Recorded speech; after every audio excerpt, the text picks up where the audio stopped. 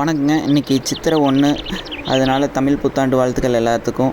இன்றைக்கி கோயிலுக்கு வரலான்ட்டு அனுபவி முருகர் கோயிலுக்கு தான் வந்திருந்தோம். இந்த கோயில் பார்த்திங்க அப்படின்னா ஆனக்கட்டி ரோட்டில் வந்து ஒரு 20 கிலோமீட்டருக்கு காந்திபுரத்தில் இருந்து. இந்த கோயிலோட சிறப்பு என்ன அப்படின்னா, ராமர் காலத்தில் வந்து சஞ்சீவி மலையை ஆஞ்சநேயர் தூக்கிட்டு போகையில் அவருக்கு தண்ணித்தாக அடித்து இந்த இடத்துல வந்து முருகர்கிட்ட தண்ணி கேட்டு, அப்போ முருகர் வந்து ஆஞ்சநேயருக்காக தண்ணி இந்த இடத்துல ஒரு சொனல் உருவாக்கி கொடுத்ததா ஒரு கதை இருக்குது. இந்த கோயிலோட சிறப்பே அதுதான். இந்த கோயில் ஃபஸ்ட்டு பார்த்திங்க அப்படின்னா மேலே முருகர் இருப்பார். அதுக்கு மேலே வந்து கொஞ்சம் தூரம் போனோம் அப்படின்னா இந்த கோயிலோட மேல் பகுதியில் தான் சிவன் இருக்கார். அது பார்த்திங்க அப்படின்னா இது பக்கத்துலேயே ஸ்டெப்ஸ் இருக்குது, மேலே போகுது. அதில் நம்ம மேலே போனோம் அப்படின்னா சிவன் சன்னதி இருக்குது. சிவன் சன்னதியுமே பார்த்திங்க அப்படின்னா இன்னும் கொஞ்சம் மேலே போனதும் சிவன் சன்னதி.